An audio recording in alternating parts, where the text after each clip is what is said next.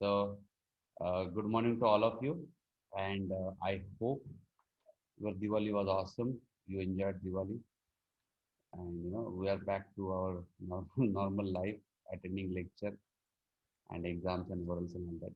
By the way, now today we got a notification on whether anybody is having any backlog. The exams will be conducted, oral practical will be conducted from 26th to the 2nd of December. 26th of November to 2nd of December. Okay. So keep a note of that.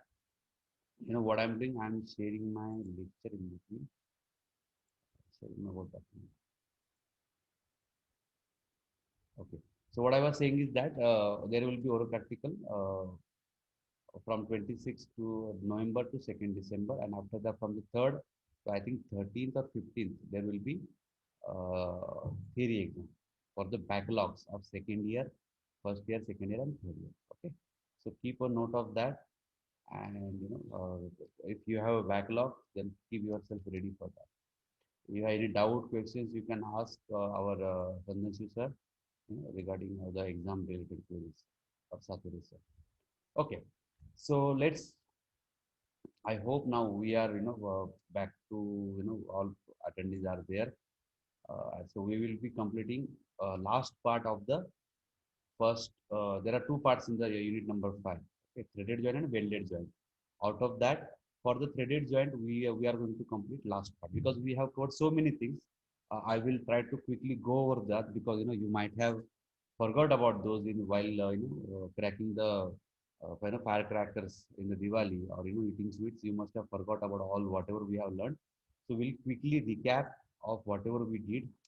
In the as I said, in unit number 5, there are two parts, threaded joint and welded joint. From the next lecture, we will start with welded joint, and in 4 or 5 lectures, we'll be completing that also. But I spend more time on the threaded joints because thing is that concept is same, solving the problem because it is eccentric loading. So calculation of center of gravity and all those moments and all that logic is same. That's why welded joint will not be having a it's not a big thing if you know threaded joints. Okay. So in the threaded joint, first we try to understand. We have gone through what are the threaded joints, why it is different from the power screw. Power screws carry power, they carry torque. The purpose of threaded joints is simply to join two things with the threaded elements like screws and nut and bolts. Okay. Screw like we have taken we have gone through different types of screws, nut bolts, washers and all that. Okay, that was the first thing we did. Then we also seen what is the uniform strength bolt. Also the like this ISO we have many times gone through what is isometric or what is nomenclature for the thread, what is angle clef and all that. Then we have gone through ISO threads. We have seen a standard table. Then we have first basic thing about the thread stresses in thread is tension, right? It is simply root diameter of the thread p upon pi, p upon a, sigma t will be p upon pi by 4 dc square. This is the core diameter. That's basic thing we have seen. Okay. Or as always, if we are given SYT, then we divide by factor of safety to calculate the sigma t, right? And multiply that by 0.5 to calculate tau alpha. Okay.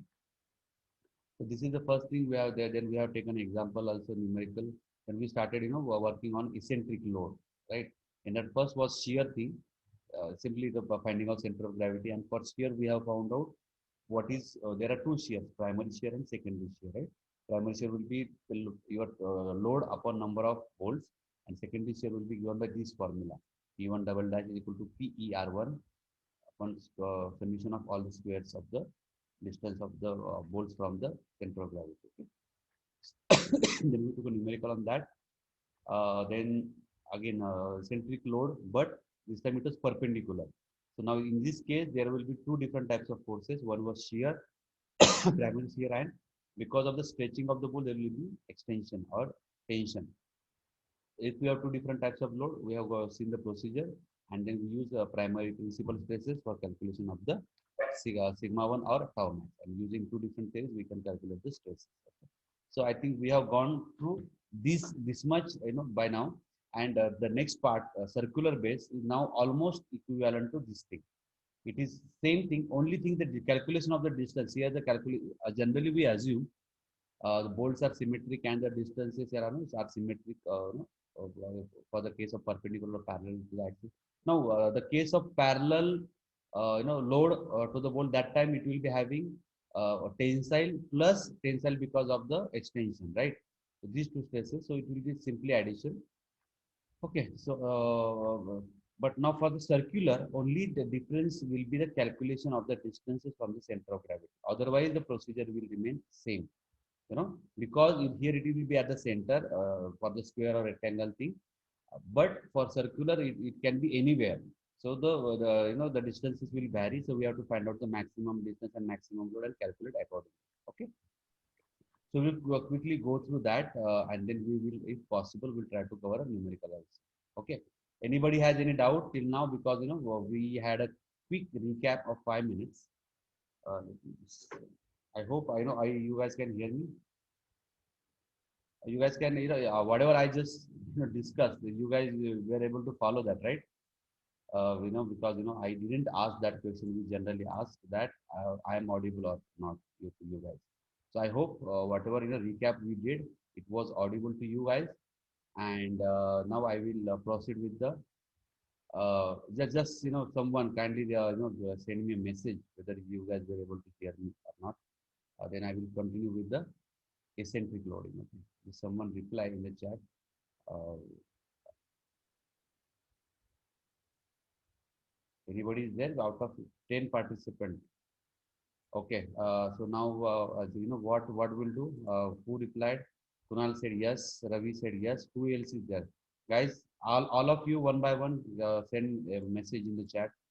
So that I know you guys are listening to me. Nikita is there. Mangesh is there. Who else is there?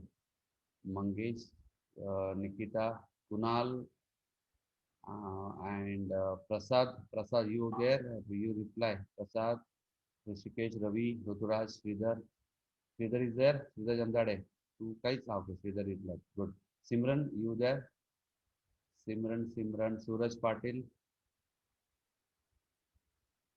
Okay, Suraj is not replying. Maybe he's listening to songs.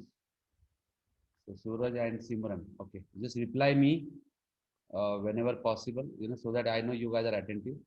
So, okay, so we'll now proceed with our next part, that is eccentric loading with the circular. Okay, as I said, it is almost same to the previous discussion. Only thing is now here the plate will be like, now see, I have I'm trying to show the diagram. So almost same is there, but instead of it is having symmetric, though obviously the bolts will be symmetrically distributed equally. They will be distributed properly along the PCB, but uh, the location, the angle at which they are, it might differ, right?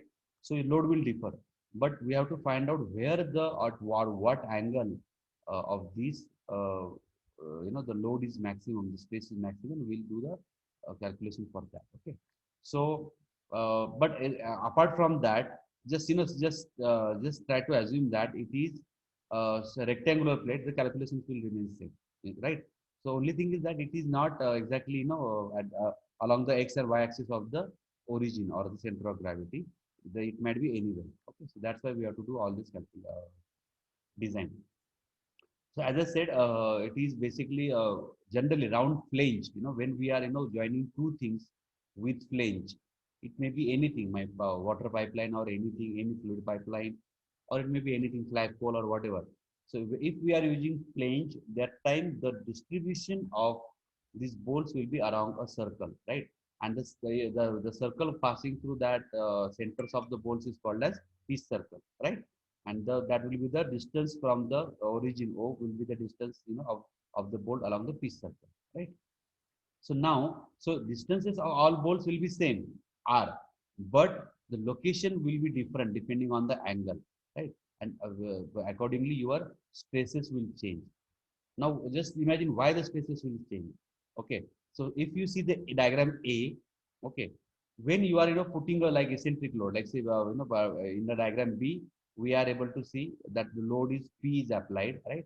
It is eccentric at distance L, so it will try to push your flange downwards, right? So that time it will rotate around point C, So that time your bolts, all bolts will be under, they will be stretched and they will be under tension, right? Right. So the bolt which is having maximum distance will be under maximum tension, right? Are you getting my point? So it is similarly like in the like the previous case. So like the bolt, like say if we consider the same what you can say same planes in the diagram B, bolt one will be having minimum tension or minimum stretch, then four will be having next, then number two will be having next, and number three will be having maximum stretch. So number will be under maximum tension, so tensile forces will be maximum, and for the calculation of total stresses, what we will use?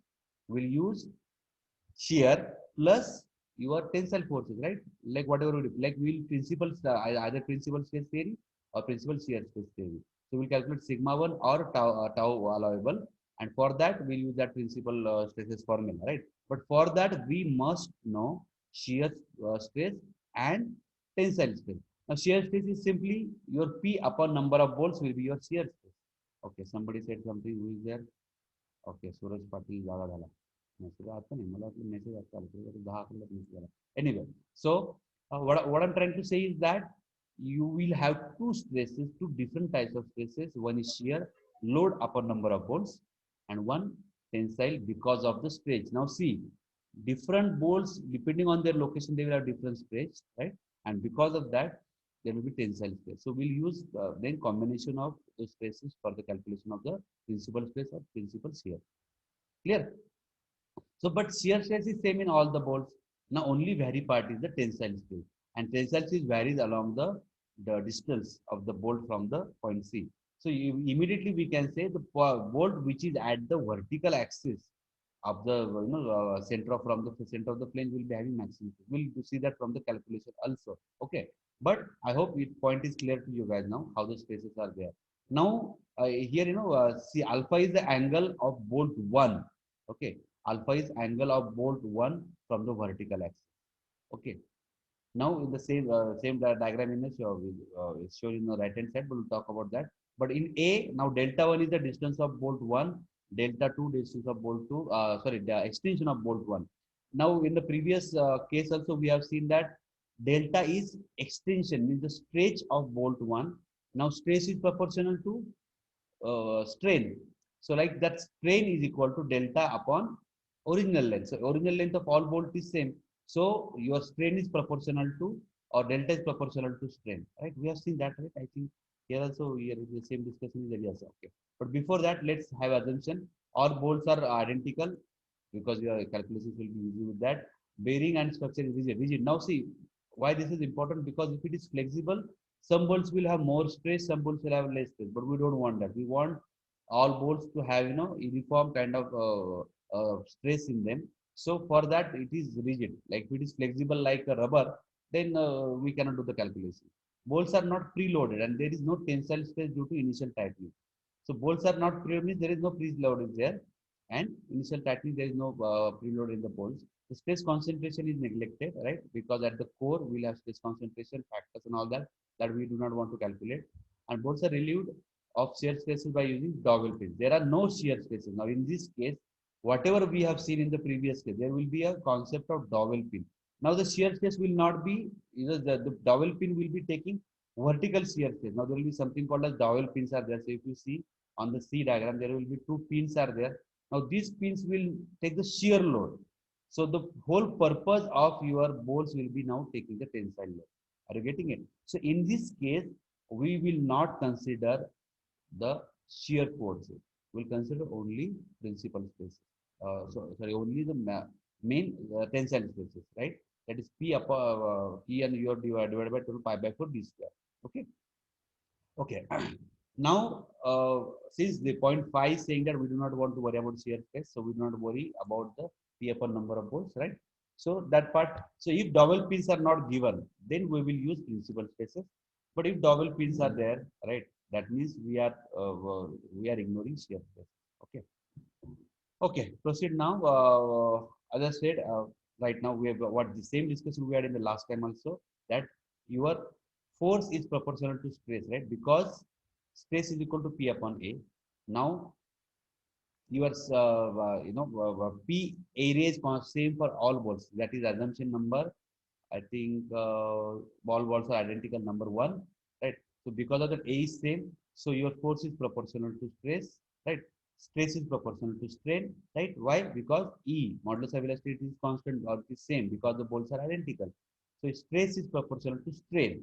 And now strain is proportional to delta because L is same for all because balls are identical. So right. So since delta is delta is or the epsilon is proportional to delta, sigma is proportional to epsilon, and P is proportional to sigma. So we can say P is proportional to delta. So load in each bolt is proportional to this extension. And now extension is proportional to, we have seen that also in the first step, extension delta is proportional to the distance of that bolt from the point C. Clear? So the load in or the tensile stress or tensile load in each bolt is proportional to its distance from the C. Right? The exactly same discussion whatever we had last time, but we had a revision of that. Now since P1 is proportional to L1, P1 is the load in bolt 1, L1 is the distance of that bolt from point C. Right? So we can say it P1 is equal to CL1, P2 CL2, P3 CL3, P4 CL4. This is the constant of proportionality. Okay. Again, now whatever we did last time, P into L, moment will be clockwise, and there will be moment in each bolt in the opposite direction, that is anti-clockwise, and that will be load in the bolt into distance of the bolt from the this thing. So now that same calculation we are using here, load eccentric load into the eccentric distance is equal to load in each bolt multiplied by the distance of that bolt from the point C. Okay.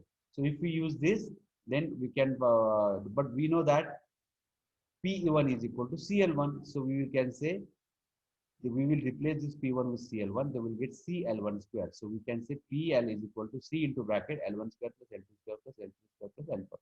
Okay. Taking that out, so we can, with this, we can find out the constant is PL upon summation of square of all distance, right? So P1, again, we'll replace this C with this equation, and then we'll get P1 load in bolt 1 is eccentric load, eccentric distance into distance of that bolt from the point C divided by summation of all distances. Okay, right?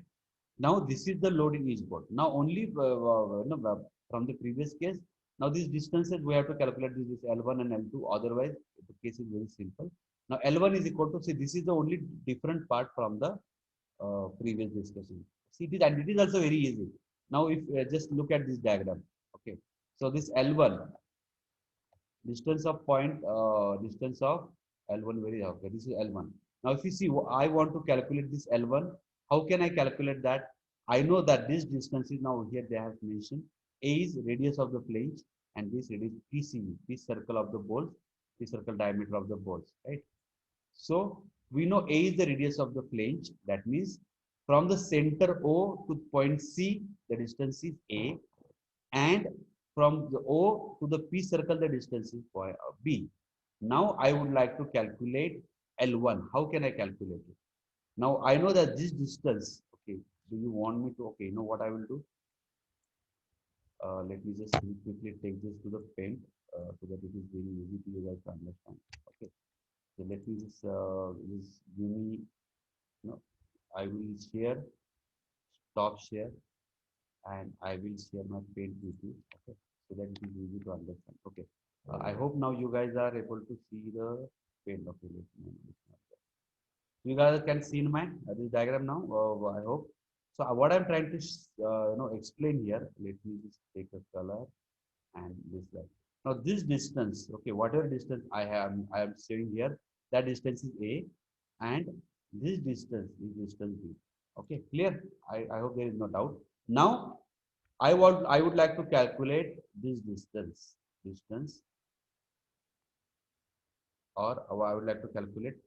Okay, let me just enlarge it. I would like to calculate this distance, or let me just draw a horizontal line here. This is my horizontal line, and I would like to calculate this distance. This distance is not PC; it is less than that. Are you getting my point? So how we can calculate that? Okay, that is calculated by this formula. The formula is A minus B cos alpha. Now, how is that? A minus B cos alpha. Now, this distance is A minus this distance is B and this is alpha. So, this will be cos alpha. So, now this is this distance. This blue is the distance of vertical distance, and I would like to calculate this orange part. Are you getting my point? So, I can calculate this blue part. Blue part is what? B cos alpha. Clear? See, if I draw a triangle here, let me just take out this. Now it is, you guys are now clear. So let me draw a triangle here. This is one line, this is other line, this is one. And this angle is alpha. So now what is this distance? This distance is B. This is B, right? The hypotenuse is B cos alpha. You guys can see now, see this now. Now this red line is B is hypotenuse because it is the radius of the piece circle of the bolt. So this red line will be B cos alpha. So what will be this line? Now I would like to calculate distance of the bolt. See, I would like to calculate this distance, right? Let me show you the difference. I would like to calculate this distance. Now, how can I calculate this distance? Are you getting my point? I would like to calculate green distance, distance of the center of the bolt from point C. Now, what is green? Green is basically radius of the flange minus the red line, right? Radius of flange is B minus A minus B cos alpha. Clear? Guys, I am trying to explain this thing. So just help me if you guys can understand or not. Red line is B cos alpha because this is B. This thing is B, right? Hypotenuse is B. So red line is B cos alpha. This thing is alpha. So this green line will be A minus B cos alpha. Okay. So let me just stop sharing this thing and let's go back to our Word doc. So is it clear, you guys, that distance L1 is A minus B cos alpha, right? So similarly, what is distance L2? A plus B sin alpha. Now see, what is distance for 2? A. Now this is the A from center, this A, right? And what is this distance? It is now B sin alpha. So right, this angle is alpha and this distance is B. So B sin alpha, like the distance of the point 2. Okay, again, let me just quickly stop share and share paint with you guys. Okay, so right, okay, let me just again draw. So orange will be for hypotenuse, okay, right, and red will be for this distance, and now green will be, now what is green? Okay, red, this, and green line will be your distance. So what is the okay, so so this green line will be your A plus green line will be distance of your point 2, right? This is the distance, right? So A plus what is this green line? Short green line is B sin alpha. This is alpha, right? So B sin alpha will be your A plus B sin alpha will be your distance. Okay.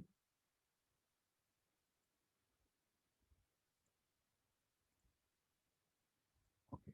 So now we know all the distances are okay. So L2 is A plus B sin alpha. Similarly, L3 A plus B cos alpha and L4 A minus B sin alpha. Okay. So all these distances are very straightforward, right? So once we know those distances, then we can calculate. We see if we put all these in here, we'll get this. All these squares will, they will cancel each other.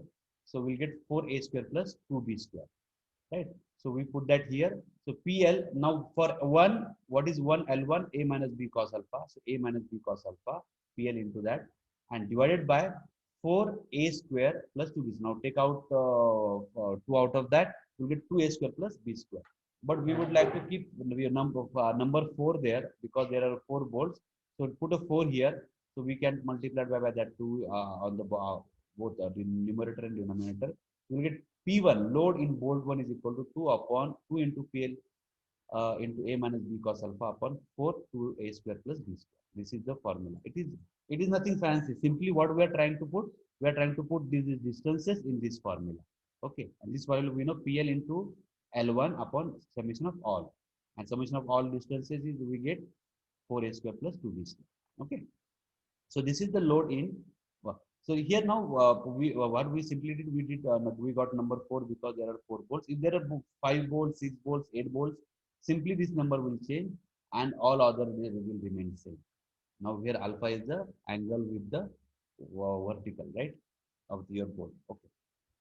Okay. So now with this, what we can conclude that is that now where this P max will be, when alpha is equal to having angle 180.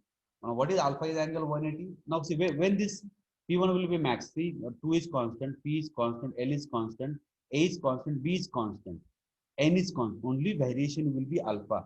So how can we, so what time, so this is negative terms. So when this negative will be having maximum negative value, that time your P1 will be max. Now when can a negative cos alpha is having maximum negative value, that is -1, when alpha is 180. So that time B into cos 180 is B into -1, that is minus B into -1, that will be plus B. So you get P max is equal to 2PL into A plus B upon N to A square plus B square when alpha is equal to 180. So stress will be maximum, or the load will be maximum at alpha is equal to 180. Now where is alpha is equal to 180? So this is alpha, 180 is out this point. So at on the vertical axis when the bolt is there, that the farthest distance, that time the stress is maximum. See, that's what we had initial discussion. Okay. So now we got the maximum also, maximum load when alpha is equal to 180. Okay. So now this we can calculate the load or in each bolt, and we can calculate the stresses also, and we can have a result. Okay. I hope now it is clear. We'll take an example. Now there are four the example. So you guys are clear, guys? Quickly, because I would like to continue with the. I love to finish this part today. There are four round flange bearing as shown in the diagram. Whatever we had, there are four cap screws placed equally on 300 piece circle. So they have given 300 as piece circle diameter. Diameter of the flange is 400. So they have given diameter 400 means A is 200 mm. That is radius of the flange, and they have given B as 150 mm. So we can write 2A is equal to 400, 2B is equal to 300 in the given, right? The external force for P is 25 kilonewton, distance 150 mm from the machine frame. So they have given L as 150 and P as 25,000, right? And there are two dowel pins to take the shear. That means this sentence means that we don't need to worry about the principal stresses and the shears. The cap screws are relieved with the shear force. The determine the size of the cap screw is the maximum permissible tensile stress is 50. So allowable tensile stress. So sigma allowable is given, or sigma max is 150 Newton per mm square. So it's very clear cut. Now this formula is there. Okay, now this we will use this formula P is equal to 2PL upon A plus B cos. Now this 180 alpha is equal to 180 upon N, because number of bolts, there are 4 bolts are there. So we'll have this N as 4. So alpha will be 45, 180 upon 4. That is I think 90 upon 2. That is 45. So 2PL into, so P is 25 into 10 raised to 3. L is 150, right? 200, 150, 180 upon N upon N 2A plus A square plus B square. So with this we get the load in bolt 1 as 5598.77, right? Okay. Now you must have seen that we are using here, we are not using A minus B. We are not using this. We are using this because that is the maximum stress, right? So the maximum stress will be with this formula, we'll get the maximum stress A plus B cos alpha, right? Alpha is equal to 180 upon N. So we got the maximum stress as 5598.77. And once we know the maximum stress, we pi by 4 d square. DC means core diameter. So pi by 4 dc square into sigma, or sigma is equal to P upon that area. We know P we know sigma allowable, we can find out the diameter. Right? Sigma allowable given as 50, and we know the load in that bolt, so we can calculate the core diameter. So core diameter comes to 11.9994. With that divided by 0.8 to get the 14.94 50 nanometer. So diameter of the bolt we are going to use will be 50 nanometer. Okay. Core diameter 11.94. Core diameter is 0.8 of main diameter, the nominal diameter. Okay. So this is how we will attack the numerically. Very straightforward. We just need to remember this formula. The maximum load will be, load having that alpha is at 180, right? So P1 is equal to 2PL into A plus B cos 180 upon N into 2A square plus B square. Clear? Anybody has any doubt in this? See, like here, basically alpha is equal to 180 minus beta. How this N came? Alpha is equal to 180 upon 3, beta is basically 360 upon N uh, divided by half. So with this, we get basically to calculate alpha, we'll just use 180 upon number of poles. Okay. Anybody has any doubts? We have 5 minutes left, and I would like to just quickly go through the turnbuckle theory part because we'll not get any numerical on that. Hopefully. So turnbuckle, okay. But before that, you guys have any kind of doubt, any queries, you can ask me in next few minutes. Or otherwise, I will just explain the what is turnbuckle to you guys. Guys, I am just giving 1 minute for because we are done with the circular part design. So I'll just quickly try to go through the turnbuckle. Okay, I will just explain what is turnbuckle, what is the design procedure. Design procedure will be same. Okay, now first of all we need to understand what is turnbuckle. Turnbuckle is simply there will be two screws and there will be a nut which is coupler. Basically, if we rotate the nut, the screws will come together or they will go apart. That thing is called as turnbuckle. So that basically design will be designing of the screws and designing of the nut. It will not be anything out of the world or fancy. It's very simple, straightforward. Only thing is that there will be two screws on the opposite side. Now, if you see the cross section of the turnbuckle, right? So, if we rotate the turnbuckle, then with one rotation, those two screws will come together, and whatever, so like you have pulley or you have two wagons, like your train wagons or anything you are trying to join or put together, those things will have these screws. If we lose this turnbuckle coupler nut, then they will be free, and if you tight it, they will be attached. Okay, so that is a simple what you can say design of the coupler nut, like two screws and designing of the nut. Now first we need to understand that is turnbuckle, they are connecting like this is using roof truss, for the roof. There will be wires and they will be having screws at the end. Now we'll join these your roof with these nuts, and then we'll tie the coupler nut to have the stretch in that or the stress in it. Okay. So first we need to know what is the load in the rods. That is the problem statement. Then construction, how the construction is, I have explained you. There will be the inside outside diameter of the coupler nut. D will be the diameter of the nut. D will be capital D will be the outside diameter of the coupler nut. T will be the load. L is the length of the coupler nut inside length, and L1 is the basically area in contact or the length in contact with the screws. That is how the construction will be there. Then selection of metal. Generally, we use casting, gray cast iron. If we use SUT will be 200, and if we use the 30 CA, then SYT will be 400. So we'll choose material, or it may be given to us. Then we have to, it may be used for general, what you can say, rough use. So we have to worry about what kind of factor of safety we should use. We use factor of safety of generally 5 for the design. So once we have the material selected, then we will use the factor of safety to calculate the allowable space. So SYT upon factor of safety will be your allowable space, and multiplied by 0.5 will be your allowable shear space. Then we'll design the rods. Okay, using it will have a tensile force P and torsional moment MT. So MT will, because of MT torsional moment, there will be shear stress, and tensile force because of P there will be a tensile force. We use combine those two simply to calculate the principal shear stress and principal force. It's very simple. See, because of the P tensile force there will be tensile load, and because of M there will be shear. So we'll calculate the design the rod. Similarly, there will be coupler, this coupler, and it will have diameters. And again, use this design of the nut and bolt for the design of the coupler, and then we'll calculate check the design for the different kinds of failure. This is general procedure for any kind of design of nut and bolts.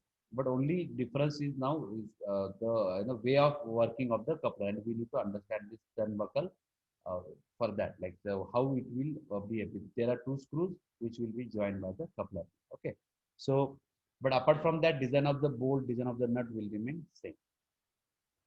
So there will be two stresses, principal like tensile stress and shear stress, and we use principal stresses for the calculation of the final stress. Okay, so this is how the turnbuckle will be there. Any doubt you guys have about this? Otherwise, next time we will work with welded joints.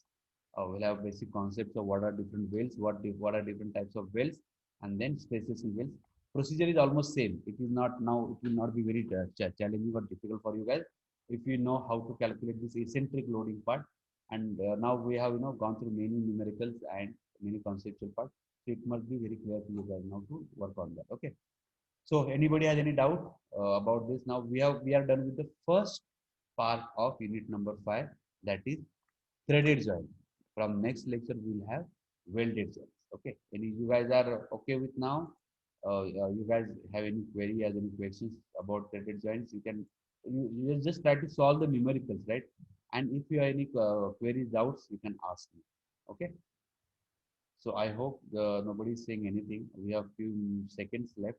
I think 30, 40 seconds. So you have any queries, ask me. Otherwise, one thing I would like to tell you that we have to, for each chapter, we have to do one assignment. I will be uploading the assignments in the Google Classroom.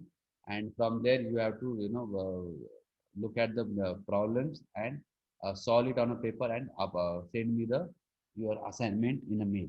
Okay. So you have to send me that to via mail. You have to write your name on the pages and you have to send me that. Okay. Okay. So I think that's it for today, guys. Nobody is saying anything.